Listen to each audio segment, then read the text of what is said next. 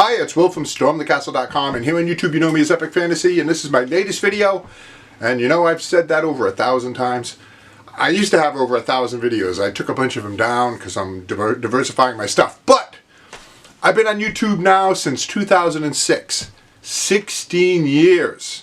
Some of those early videos are gone. I can't remember if I took them down or YouTube took them down. But people think of me and my channel as being different things. Some people think of me as the blacksmithing guy. Some people think of me as the terrarium guy, the mead making guy, the foam board and cardboard swords and armor guy. What else? All kinds of stuff like that. All different things people think of me as, but actually that's all wrong. My YouTube channel has not been about any of those things at all. Let's do the intro and then I'll tell you what my YouTube channel actually has been about. And I'm going to show you some stuff that might surprise you. Blow your mind over the years of some of the things I've done. You might want to take a look. Thank you. Let's do it. Dioramas, origami, catapults, and trebuchets, telescopes, terrariums, bonsai trees, and paper games, swords and shields, and real blacksmithing, model rockets, animation. I teach the art of real creation. StormTheCastle.com. Let's make something. Okay, so what has my YouTube channel been about? Got you in suspense? Hasn't been about any of those things. Those things have just been a vehicle for me. I recognized early on, many years ago, it's kind of hard to describe because, you know, now video and the internet has changed a lot. But way back when, you know, there wasn't a whole lot of stuff. You know, I started with YouTube when it was YouTube, before Google bought them. There was no advertising, no money. It was just a way to host videos on my website. And they would serve the videos from the YouTube servers. So it would save me actually bandwidth. That's why I started. That's why a lot of people started with YouTube, to save money. But, well, anyway, I recognized early on that I had been doing the website, StormTheCastle.com, for a long time, for years. And video brought a whole new potential. So for me, and this channel has always been about, you want a drum roll? An exploration of creativity, both for myself and for you, my audience. Simple as that. I've done all these different experiments and tried a lot of different things, and I'm going to show you some of those things that I've done over the years. You know, hopefully you'll like it, and hopefully maybe you'll be inspired to be creative, not just with video, but with projects you make and things that you do and the stories you come up with and the ideas you come up with. So that's it. That's, you know, it's been 16-year exploration of creativity for me. And I'm grateful for that. You know, I've done a lot of interesting things. My creativity has grown, and hopefully your creativity has grown too. Well, I've gotten a lot of email and messages from people that have acknowledged that and said, hey, wow, you know, you've opened up my mind to so many things, you know, which is just wonderful. So let's take a trip and look at some of these different things you might not be aware of, or some of them you might be aware of, depending on how well you know my stuff. And I will narrate over some of this stuff to explain to you what I'm doing and why I did it and what it's about, where the creativity comes in. Thanks. Let's do it. Okay, just for fun, before we actually get started with the creativity part of it, I thought you might want to see the earliest video I currently have posted on YouTube. I had earlier videos going back to 2006. This one is 2007, and it's how to check the pH of mead.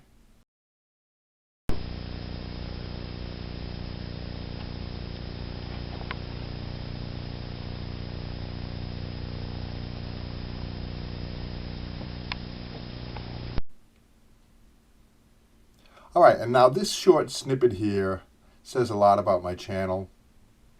It's about storytelling. You can make a project, and in this case a diorama, and I have a full tutorial on how to do this, but for me, an important aspect of almost anything, any project you make, is the story, particularly dioramas. They're locked in time, a moment locked in time, and they tell a story. Let's listen to this story. It's a scene from every swords and sorcery movie ever made, and you know it well. We have a hero. He's an adventurer traveling through the woods, and he stumbles upon something. He stumbles upon a beautiful little grotto with a waterfall and green and blue water. It's a secret little place, but it also has a group of warrior women, adventurers too, contemplating whether or not they should take a swim. So, like I said, see, I also have a full tutorial here on how to actually make the waterfall and make this whole diorama. Okay, so in part one, I'm going to talk about pushing boundaries. And a good way to explain this is with my Dragon Slayer series of videos. And in each video, I tried to outdo the previous video. So I started out with a single rocket, and then it got crazy. But that's a great creative technique to try to outdo yourself, to be more creative and do even more.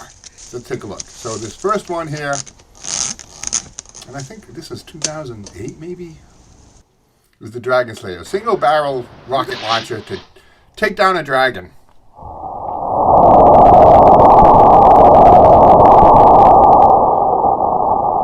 So now let's go through the series. Of course, I did a double barrel Dragon Slayer to try to take down the dragon with 2 rockets. Now things are going to get crazy here, but that's part of the creative process, right? Pushing the boundary. Now a guided missile with a larger barrel, larger caliber weapon, almost like an artillery round. Then of course there's the sword that shoots, and you may know this from my intro. I love that project. And now a handheld, single handheld, triple barrel, which is fun. So I had a lot of fun with these. There's some more coming though. Wait and see. It gets even crazier. I had to make a tank. I bought a go-kart, a gas-powered go-kart, and built the tank on the go-kart to track down that dragon. So things got crazier and crazier and crazier. There we go. Now one more. Now where do I go from here? What I did was I ran into some kind of a weird military apparatus that was radioactive, and it transformed me into an animated world. So how can you guys not even... I'll show you a little bit about this. The animated world where I went after that dragon in the animated world. And it was a whole series of tutorials and stuff that I did on this, because I actually did a bunch of tutorials on stop motion animation, how to make the miniature sets, like I'll show you here. I fought that dragon.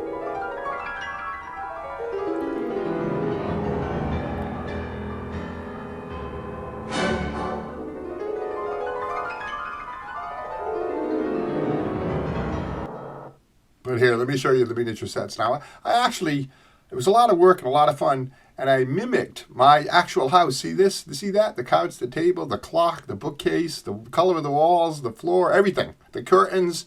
I made a miniature of all of that so I could transform into the world. And it all came with tutorials. Look, balsa wood table, how to lay out and design an animation set, stop motion animation set. So the creativity was just wonderful for this project. It took a lot of work, but I enjoyed it. Okay, so part 2, story and adventure. And the big thing about this part is it showcases, or it takes advantage of, video as a creative medium. So I really like that. You know, this is exploring the use of video creatively to tell a story or to have an adventure, or both. So it started out with me, I was doing a tutorial on how to install a receptacle in the wall, and I discovered a secret room in my house. Right? That had been abandoned for years and boarded up, and nobody knew it was there. And inside was all this stuff from a adventurer named Ichabod Oddman. And he tells the story both here on the map and in his journal of a secret sword. See, there's the Ichabod Oddman. Secret sword located in Egypt. So I had to go to Egypt. There's me. Hey, and you know, I fell off that camel. I really did. Camels are tall, a lot taller than horses. But I had a lot of fun in Egypt. I had a meeting with a secret organization to track down the sword of Osiris. So when I did, I'll show it to you. And I used a 15,000 volt transformer to actually make it work. So it was fun. The whole project was very creative. Look, the power crystal for the sword. It's located near the pyramids. So I had a lot of fun, and there's the sword. See, it's got like an Egyptian motif to it.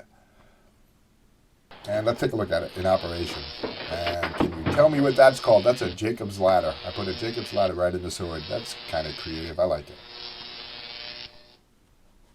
And of course, because I went to Egypt, that inspired a whole bunch of creative tutorials, including things like an origami pyramid, how to make an Egyptian diorama with pyramids, and a sphinx, how to carve a sphinx, and how to make a sword called a khopesh, which is an actual Egyptian sword, but I made it out of cardboard. Okay, so I love this part, and I love the creativity here. And what this is about creativity with simple materials. And you have to really expand yourself when it comes to simple materials. And I'm going to use paper as an example. You know, we take it for granted, but there's so much you can do with something as simple as paper. So simple materials, finding new ways to use them. So let's take a look. Of course, there's making paper. And you can make it a lot of different ways. You can make it by recycling old paper, coming up with new paper.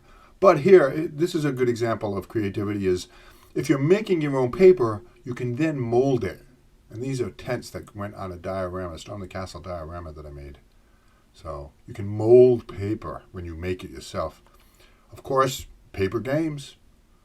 Create some kind of a paper game. And I think I have 10 or 12 different paper games. Slay the Dragon, Rescue the Princess. All kinds of paper games on my website. Even make the dice out of paper. If I get the die for you if you don't have dice. Now, paper as a storytelling, well, here, I love this project. I show you how to make scenes to make a little rolling paper theater. Write out a storyboard, write out the story, and then draw those scenes on paper, and then you can tell a story like here. This is a tale from a medieval village.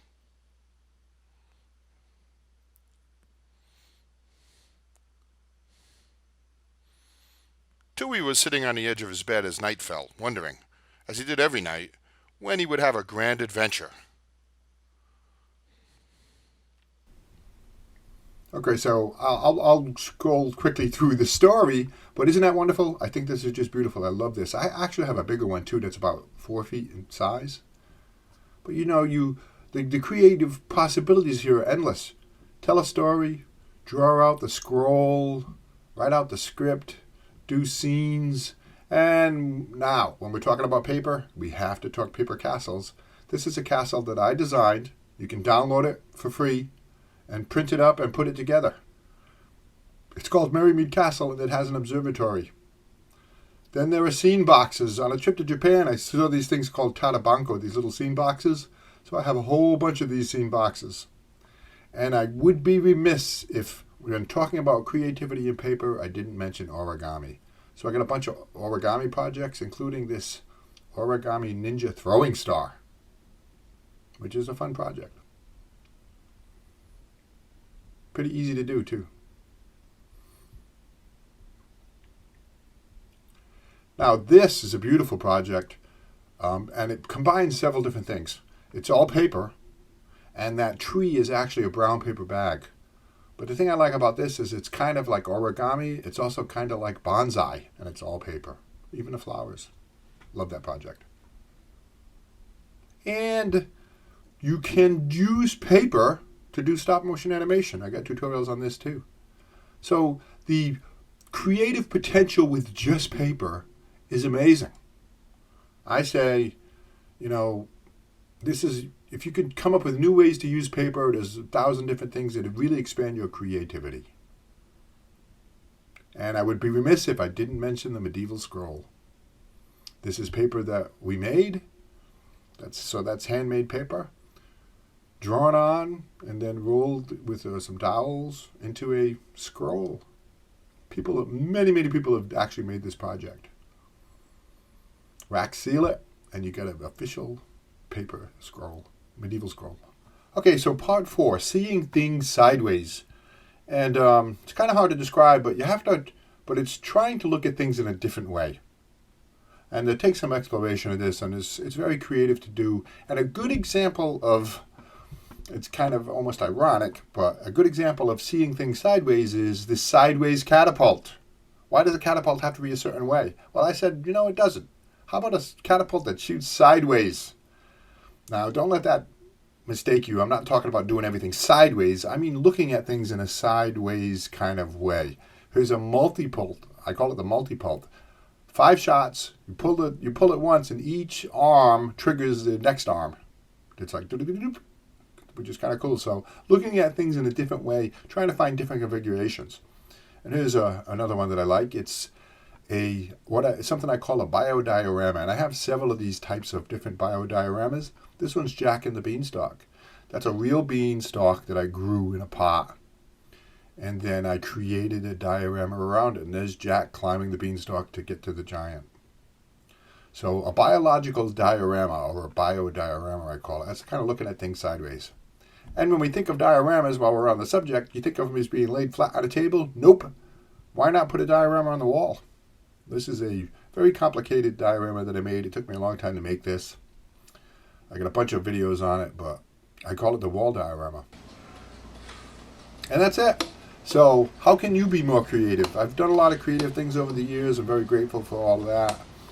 And leave me some ideas and some thoughts and some creative ideas. And let me know what you think about this video. Give me a thumbs up, subscribe, and hit that bell button.